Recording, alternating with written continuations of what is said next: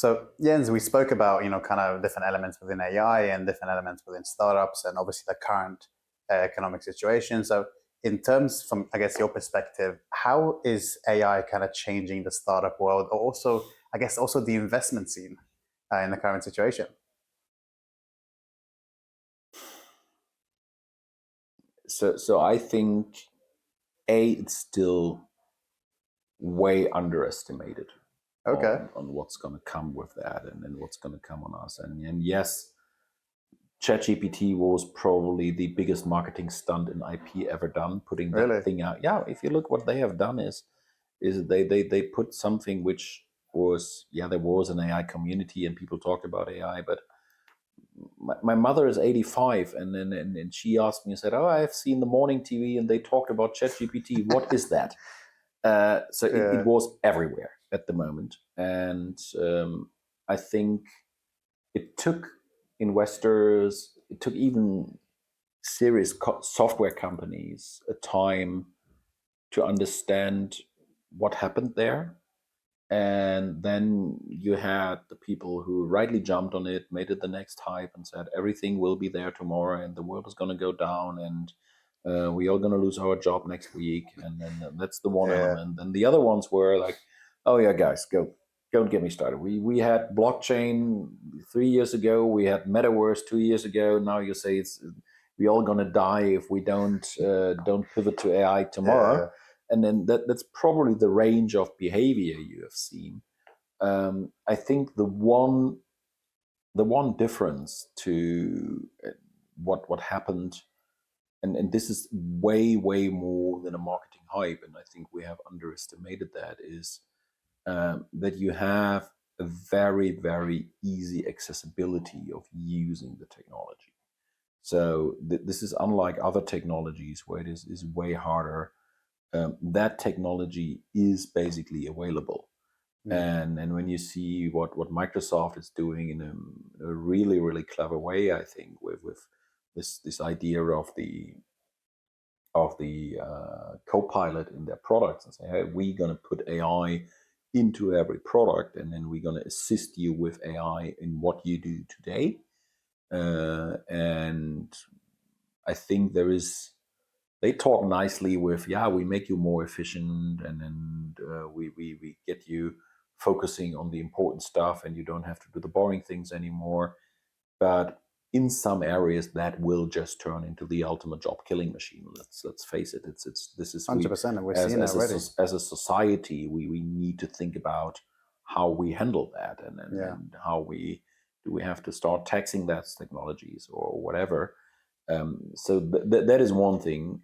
The other thing is there is areas where AI will support you. Like I think Copilot is a good example, and I probably could have slept a couple of 100 hours more and not having to do slides in night shifts as a consultant in the past.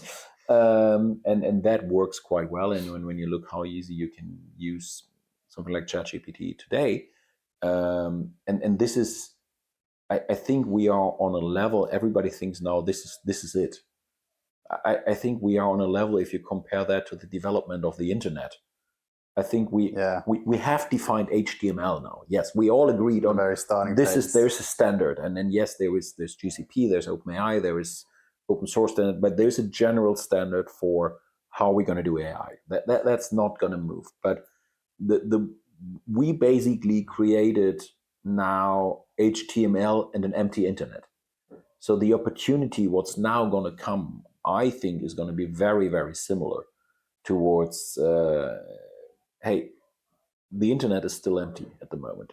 In AI 100%. Terms, the internet is empty. And that was one thing where I said, okay, for me, I always said, okay, with 50, I'm gonna pull the plug out of my old job and don't want to be in a big firm, want to do other things again. But that was for me the ultimate trigger to say, hey, this is like invention of computer and invention of internet again. What we see. Yeah. So it's a huge opportunity. How does it change, to your question, how did it change the behavior of investors and of startups? there is a huge relabeling exercise getting on. Everybody's an AI company now, and then Yeah. there is so many, and that's again, there's so many bullshit cases now out at the moment. I say, no, you are not an AI company. Yes, you might understand analytics, you might understand working with data. That's fine, but that's not AI. And it's fine. Not every company has to turn into an AI company. And there is areas where today AI is not the right answer, but there is, on the other side, there's very often companies who have to rethink whether the way they solve a problem is still the right way. And it is there's these old, I love to use that picture. There's these old, if you're building drilling machines, you have optimized your drilling machine for the last 100 years. I don't know how long drilling machines exist, to make it easier to put the optimal hole in the wall. The question is now, if somebody invented wireless power, you might not need a hole anymore to put a cable through. And that's the same thing. There's things in IT which will fundamentally change. 100%. And I think this is something which we see that a lot. There's one German startup which really sticks out at the moment, which I really like, which is Paloa, which is doing automation, AI-based customer communication automation. Yeah, I've seen them. I say it's a great example of something which wasn't possible 2 years ago. And now, if I would own a call center, I would really think about how to reinvent myself, because this is going to go away. If you are in legal on what you can do on, and then that's the lawyer, and then that's probably a different case. A lawyer is not going to go away. There will be lawyers. Yeah. But the associate who is doing you, the first year associate who is doing you the contract draft first wave, which then the lawyer looks at and refines, that process will look different, not in 5 years. That will look different in 2 years.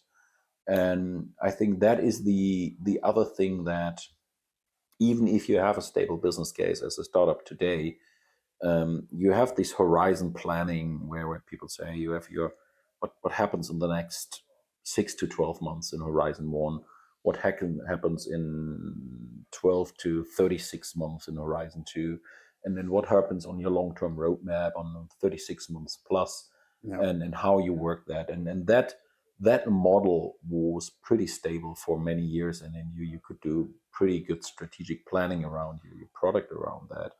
And then I think that got turned upside down, because that model implied in the past a linear development of technology. And we don't have that. ChatGPT 3 to ChatGPT 4 was a huge step. Yeah.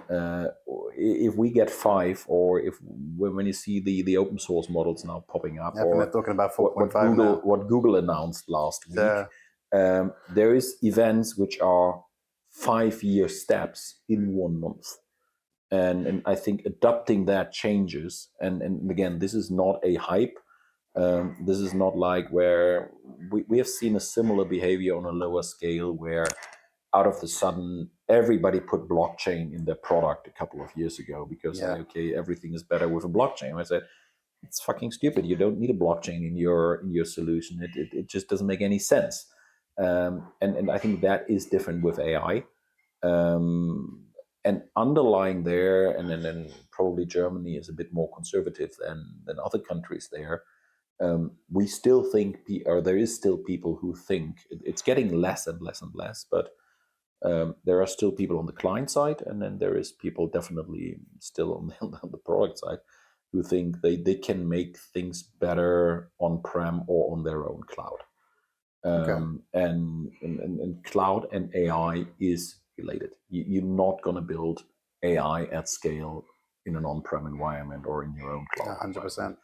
Because you're not able to deploy enough money against it.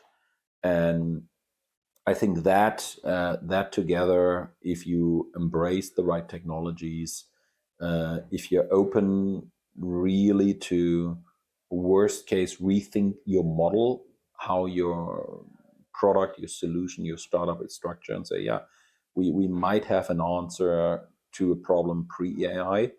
Our answer to the problem with AI might look completely different, and then that might result that you have to toss 60% of your product. Potentially, I yeah. think those things will come. This whole relabeling thing is, I think, is just that's an event at the moment where when you see the investments in, and there is a couple of charts which we can share with the audience, which are quite interesting. When you look the investments which went into AI in the last years, most of the VC money which has been deployed so far are deployed in core AI. So there's Okay. tons of money went into OpenAI and into other of these ones. But when you look on the business case related AI solutions, so the guy who does a solution for the legal industry, or the guys who does a solution for the manufacturing industry, there is not so much money deployed. And I think this is a huge chance for European founders. We say, hey, Yeah, this chunk. is Yeah. where you are with an industry, where you are with a real problem, with a business case driven AI solution based on one of the big players. And those are the ones which get focused now. Those are the ones where VCs start, private family offices, private investors start to get funding into. And of course, I don't want to undermine, there is real great and smart people on the fundamentals of AI, on research, but 100%. it's a super niche. So there will be not like 100 of them, but there will be hundreds of business AI application startups which come and which have a right to exist. And yeah, the other one, the bullshit relabelers will go away. It's not Yeah, gonna that's solve inevitable, the I guess, problem. in that kind of element.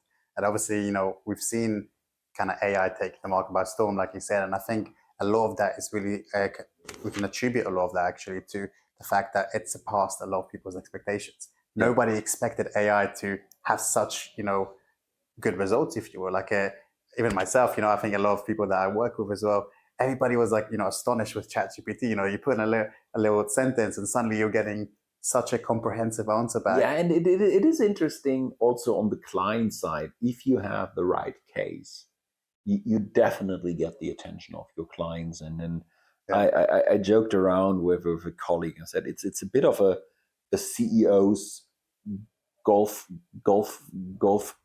court topic almost. Like, say, oh, Okay. what are you doing on AI? And we have seen with portfolio companies, we have seen pitches where companies went into areas where they were in a very deep niche, and where I said, okay, you're solving with AI, you're solving a real issue, and you have your department leader who's your buy center, and you had the CEO of a major firm being involved. I said, why the heck is the CEO of that firm interested in that thing in the engine room? But oh yeah, no, it's one of the early cases we do with AI, and it's one of the things we now where we want to be thought leading, where we want to show some leadership as a company. Yeah. And obviously that is super attractive, and also it shows that, and then it's probably the downside of Germany a bit, that we are sometimes still too conservative on. They all want high innovation. They all want cutting edge, and they want to have this startup influence to their firms, but they don't want to take any risk. And it's these old term like, you don't get fired for buying IBM. That still sticks, and I think this is a little bit more progressive, definitely in the UK here, and definitely in the US. Okay. But yeah, it's they all want to have the cool new stuff, and something which has never been before. But nobody But wants can to you take the please plunge. prove me 500 kinds and that you're in the market for 10 years already? But again, that's another thing where At the moment, I think it's underestimated. If you put the right advisory board together as a startup, you can get so much help, and then down to clients, down to relationships, and say, okay, hey, if we have put a solid 7-digit number into a company, that is showing that we trust that firm, and we can transport that in customer communication to the client and say, hey, if it's good for us to invest, it could be good for you to be a client. So as a founder, I would definitely try to get that. And on AI is get seriously educated. And you're not an AI company if you have an iframe of ChatGPT in your application. That's not the thing. That's fair enough. And I mean, obviously, we said AI kind of dwarfed quite a lot of other things. You used to hear about the metaverse, used to hear about blockchain, about crypto, pretty much, on a daily basis. But, if you look at any kind of feed now, you look at most of, the news that's coming out, it's pretty much like it's gone. It's almost non-existent at this stage.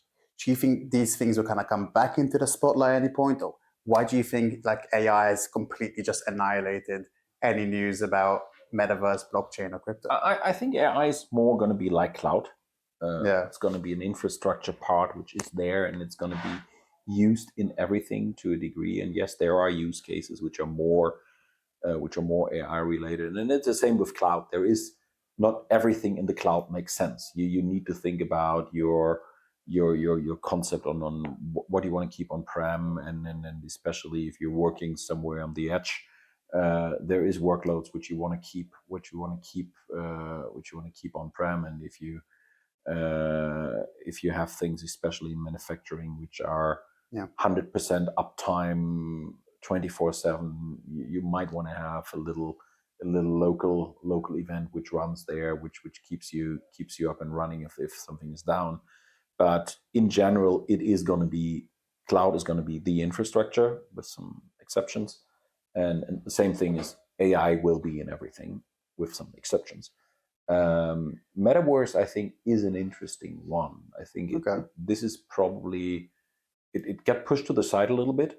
It got pushed, definitely had his moment after the pandemic. Everybody was trying to figure out how does remote working work, and is this the answer to everything around that. I think, and AI is a huge part of Metaverse. If you want to do that in the right way, I think it will come. It will come in probably more a midterm thing. But when you look what KPMG, my old guys, are doing, or what Accenture is doing on trainings, there is a huge wave at the moment trying to do trainings in virtual classrooms and make them a bit more accessible through metaverse environments. But also there is going to be, when you look, we talked about the automation of call centers. So today, yes, you have, the next wave is going to be that you can, in a fluid way, talk to an engine, to an AI engine, and then today you're barely able to recognize whether you talk to a human or not. The next wave will be that I'm really thinking the communication with a client will stay.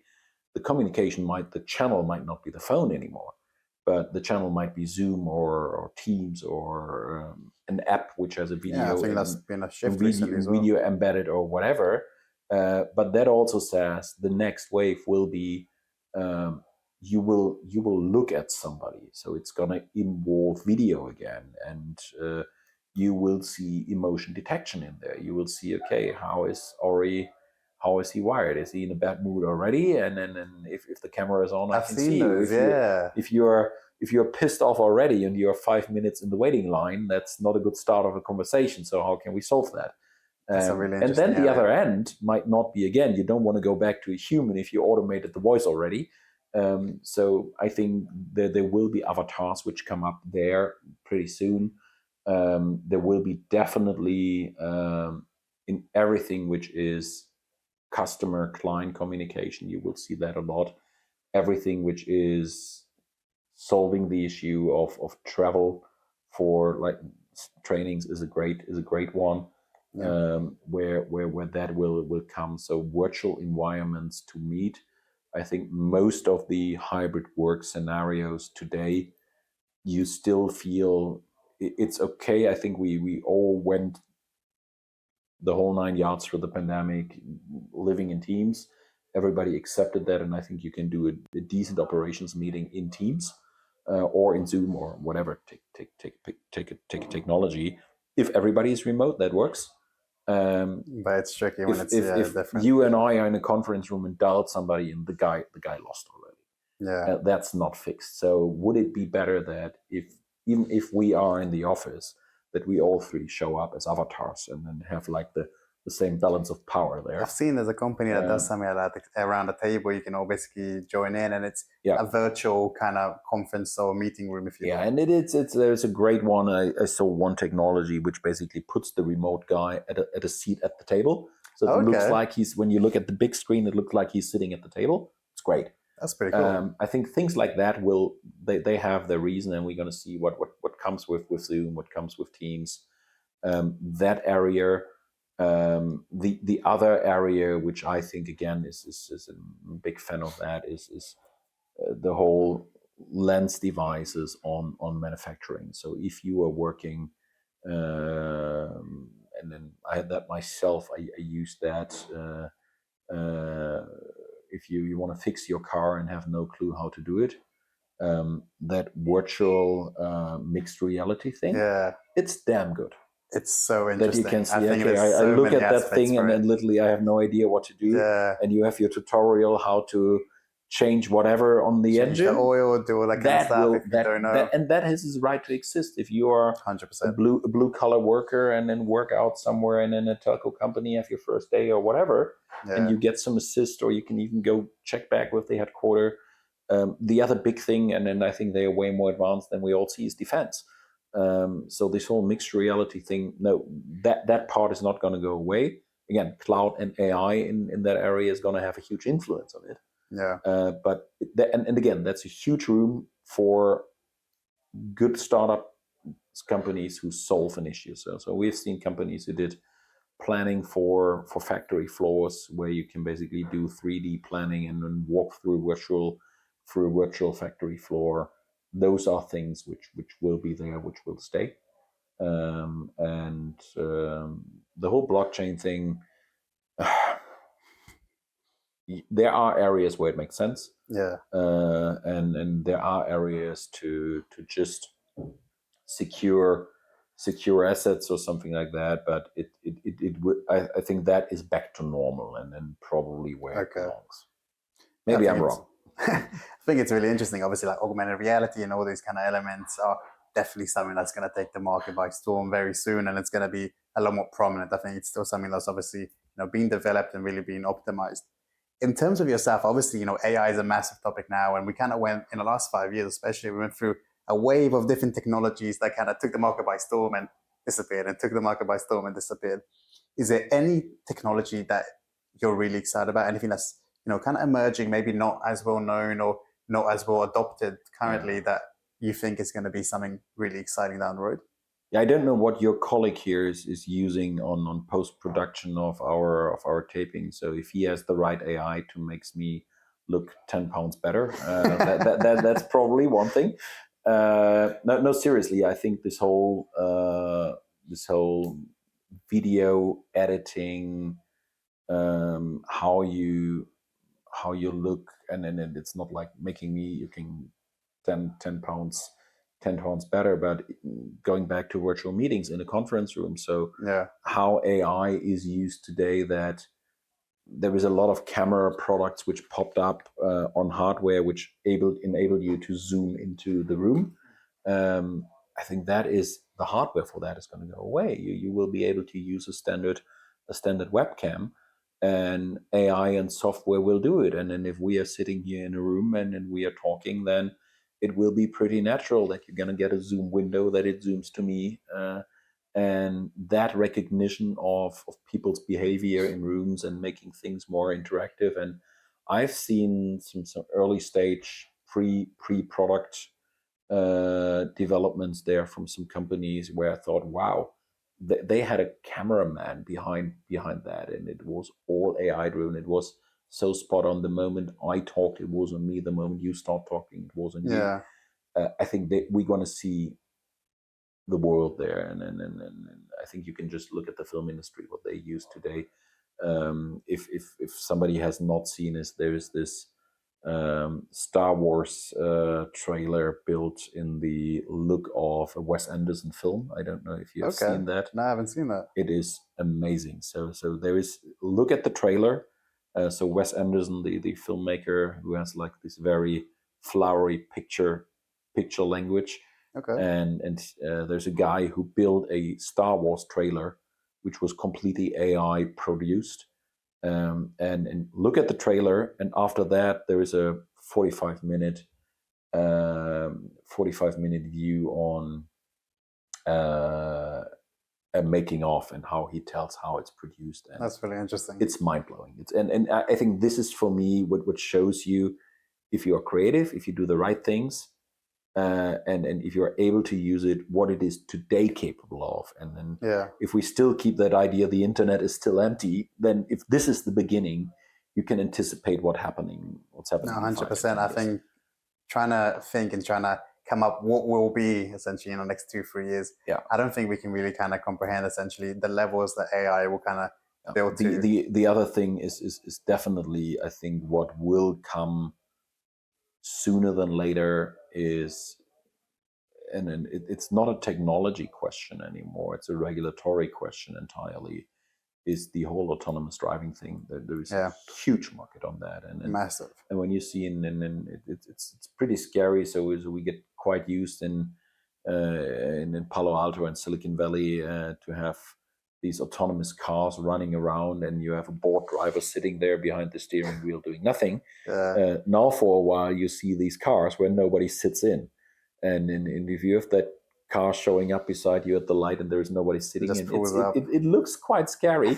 But I think we will get used to that pretty quick. And then I think that the biggest risk on the street, if we deploy that, will be the cars which have drivers in. It's not the cars which have no drivers in. And then the risk comes of the mixed sharing the road for the next 20 years probably. But I think that is definitely something where, and then especially being German, passionate about cars, this is something where we need to try to keep being the lead. The other thing is the office automation. I think at the moment when we talk about AI, and when most companies talk about AI or clients talk about AI, it's the information worker.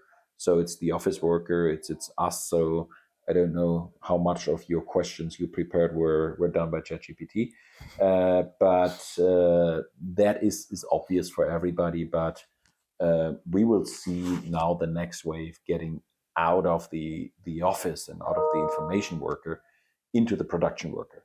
So how can we automate production? And if in Europe, if we want to have a chance to still do production of whatever products in Europe, we need to differentiate, and automation is the only way.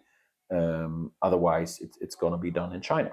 And you're seeing German companies, for example, like Memento AI. They're working on the whole autonomous driving scene with Mercedes-Benz. So there's obviously quite a lot of different elements coming into specifically Germany. And on the one side, to be on that edge, but don't forget about the core values. I talked a while ago with the head of innovation of a large automotive OEM, and he said, "Oh yeah, we need to do more. We need to become a technology company, and we need to be more around the entertainment and then the technology." I said, why?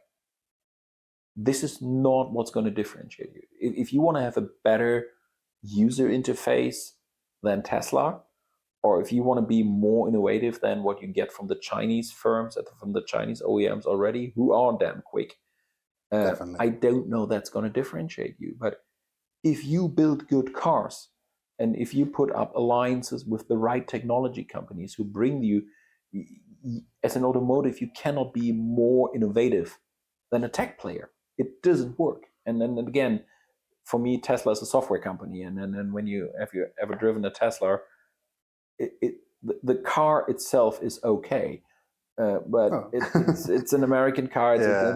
Sorry for me being German on that, but it's a different quality level. And then I think definitely. if we are able to combine the core values of engineering of whatever product, doesn't have to be cars, with the right load up of technologies and using of technologies, I think that is a chance how we can bring things together, but not be the second innovative one on something.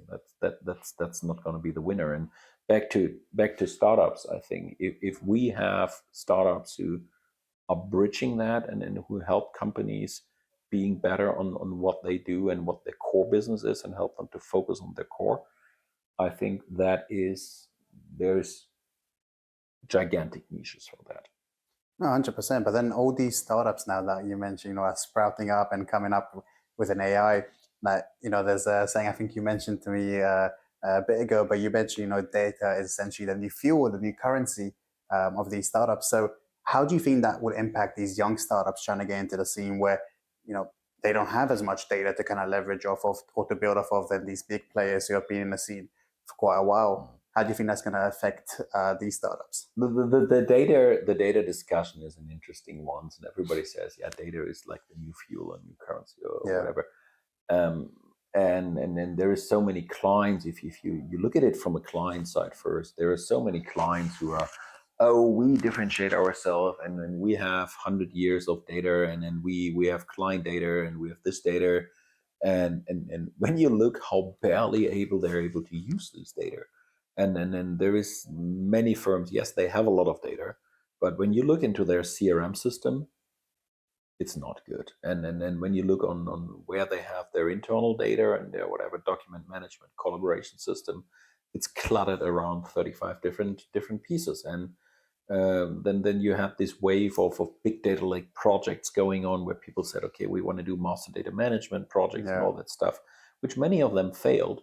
So I think AI again is going to be a huge catalysator to make data usable.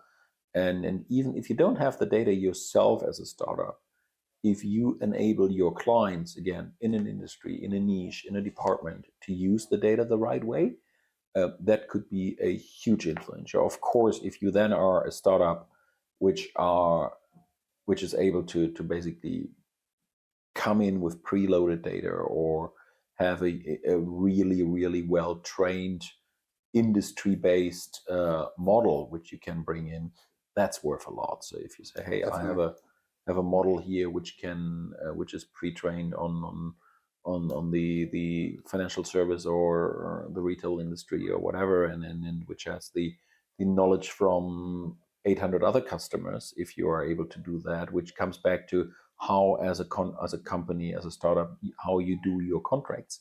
It's great if you help your clients, but if you're not able to use or harvest any of those, then that's probably not a value for you.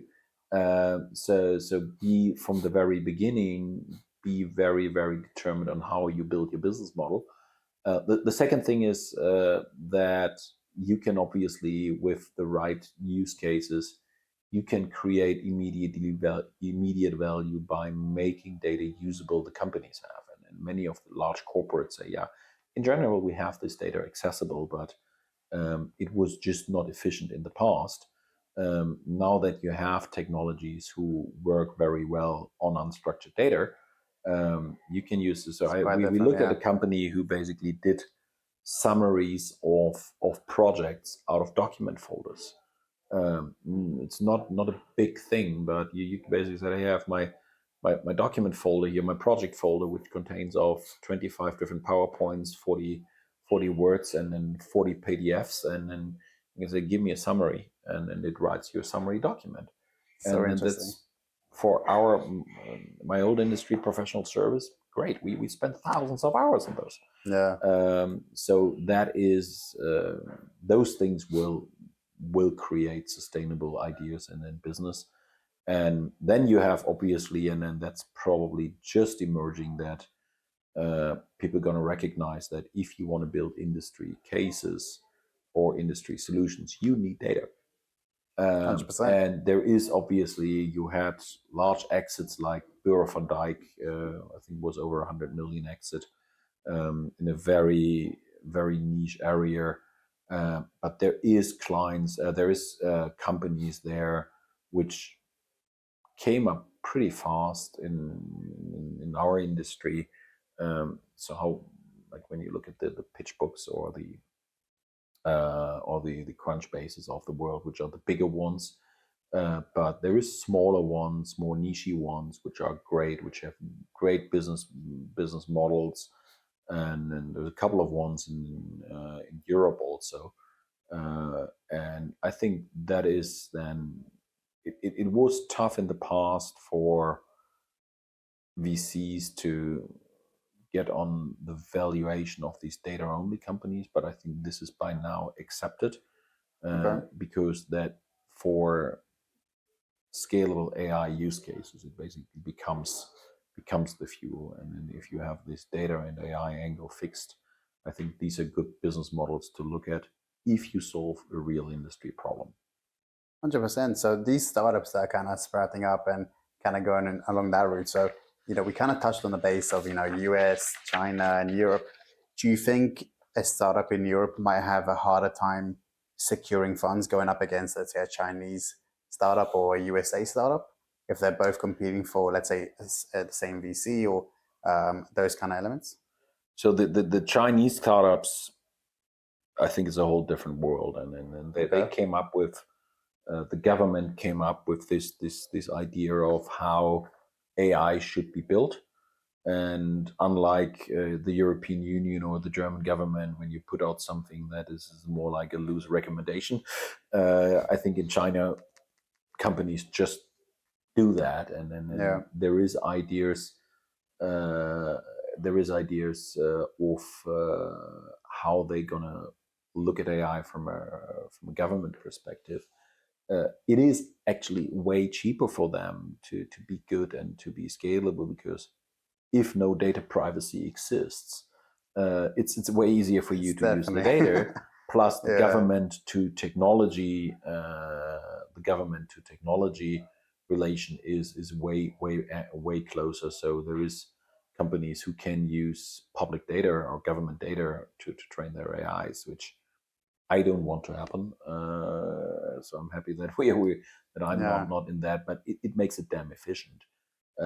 At the moment, we see little ambition from these companies going outside of China, and then I think at the moment there is a Chinese market is big enough for them to scale. Also, there's going to be little acceptance in other areas for that models. I think personally it is going to change the moment the local economy in China comes to a limit of growth. They need to open up, they need to adopt things, and they're just too powerful and too innovative to be ignored. And I think we're going to see a second wave of Chinese companies going global. Whether that's going to happen in 3 or 5 years, I can't tell you. So that's China. I think the European startups have a really good chance to stay up against the US ones. And again, as we see coming market leaders, I think the point is, and that goes back to choose the right VC who helps you. And then I think starting with a local VC in your early days is good. And then this is something where we cooperate with US VCs. So it's one reason why I spend at least 50% of my time in the West Coast.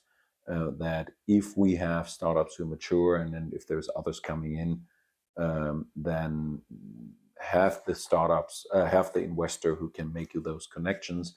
And again, the willingness of US VCs is quite big to invest into European companies. But you can have a German or UK VC who has got great connections in the US, or you can get in a VC from the US then who helps you in the market. But you could also have a US VC who does shit for you on the go-to-market in the US. So I think this is, again, back to the part, get the right money, not just get money. And then in that conversation, if you pick your VC, get one who really gets you substantial help. Get the ones essentially that will back you, mentor you, and also give you and then you have a good chance. Then you 100%. Definitely have a good chance to succeed. Okay, awesome. So obviously, Jens, we talked about different kind of elements for our, when you began your career to, I guess, the stage now that you were looking at with AI, and we're looking at all these kind of different emerging technologies. In terms of yourself, what would you say is like the biggest lesson you've learned kind of going through, I guess, the beginning when you started your journey as an entrepreneur to coming up to today? What's the biggest thing that impacted you or made your decisions, influenced your decisions in a different way? Well, that's a big one. So probably three things is A, and if you are growing as a startup, if your company goes bigger, it's a natural thing which happens is don't surround yourself with yaysayers. There is always the moment if you reach a certain size that you have people around you as a founder who say, "Oh, you're doing a great job, you do great." And again, I'm a huge believer if you pick the right advisory boards, if you choose the right people who can help you getting connected, but also who can show you the mirror and say, yeah, it's good if 8 people in your company say this is the right way, but it's still bullshit.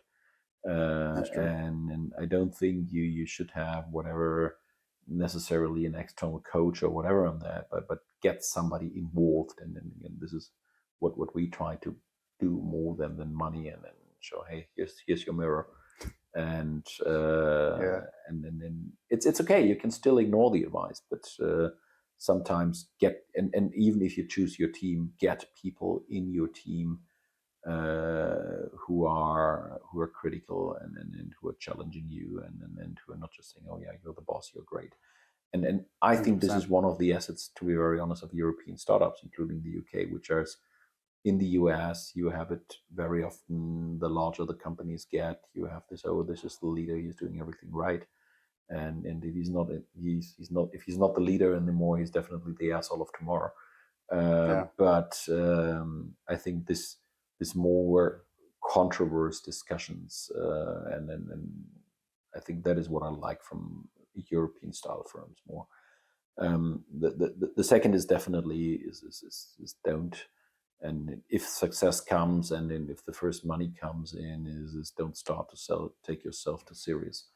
That even if you have a success now, got your funding, is stay grounded and yeah, and then question yourself. I think that's what drives you forward. And the last one definitely is yeah, I hate this word work-life balance. Okay. That's to me it's bullshit. I think if you now say, oh yeah, I need to do my get this and then this is my off time, or I have to do my work-life balance. If you're passionate about something, and if you want that, if it feels like it's work, and it's yes, you need a downtime. If you have 5 days, 15 hours each day, you need a break, and you should take a break. 100%, Otherwise, yeah. you wear yourself out physically. That's fine. And if you have a young family, you only have a young family once, so you should take care of that. But if you're passionate about things, that shouldn't feel like work. And if you say, oh yeah, honestly, it's Monday morning again, and I have to do this again, then I would rethink twice if I want to do that. No, 100%, And there is so many people, and that's probably why we see a lot of people from large companies, the big four, Accenture, post the pandemic. There were a lot of people who said, oh no, I want to give it a different feeling, and then I want to get something different. And I think if you have the right idea, if you have the right team, being a founder, and if you're in a startup, there is an environment today, even if you got out of a very, very established job, that you can create something, that you can make an impact. It's easier for smaller companies to be accepted and to make an impact today than it was in the past. Yeah, I think then work ideally shouldn't feel like work. And again, yeah, if I were flying around for 3 weeks and then working 7 days a week, you need a break, and you should take a break, and you shouldn't think about not think about your mind and your body. But I think sometimes it's a bit overdone. Said, oh yeah, this is the work life, and then this is. Yeah, it's really emphasized in today's Yeah, today's scene. and again, if work doesn't feel like work, I think you have the right balance. 100%. So, Jens, obviously, you're right now at the stage that you're mentoring and advising, young startups and throughout, what You can they're just doing. say I'm an old white man. But I guess one thing that really kind of intrigues me, and I really want to know, is what is the best piece of advice you've received? Maybe at the beginning, maybe in the middle, maybe even recently. What's the best piece of advice someone has given you throughout your journey? Probably three things. The one thing is that, and that is probably the counter of there shouldn't be a work-life balance. You only have one life. It's great if you make a ton of money, and it's great if you are super successful, but I was always the youngest in every job, and Okay.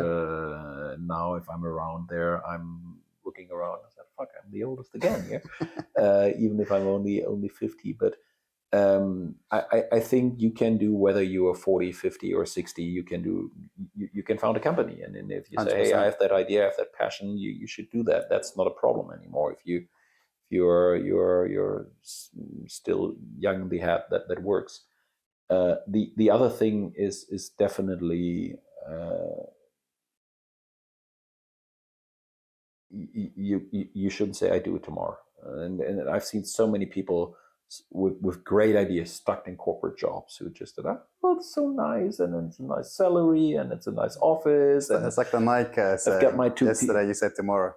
Yeah, I've got my two PAs here, and then they never do it, and then they get frustrated with their own job, and there's a lot of those. So just saying, okay, there is life outside the big corporates, and if you have a great idea, just try, do it. And then that's probably in Germany a different thing. Is failing is not an error.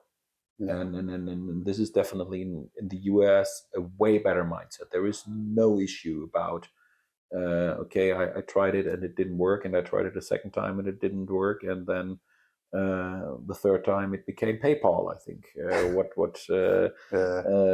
what he did 3 times, the first 2 attempts didn't work either. So there is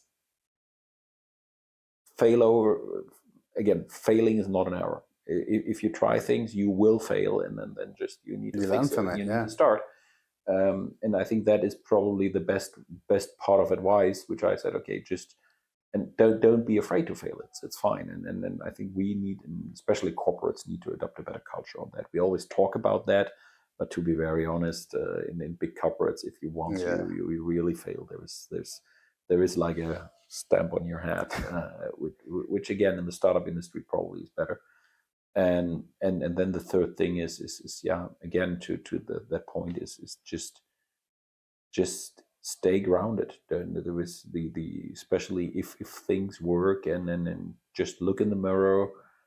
Not only talk to your immediate management team, go in the engine room and talk to your interim, and talk to the receptionist, or talk to the engineers who do things.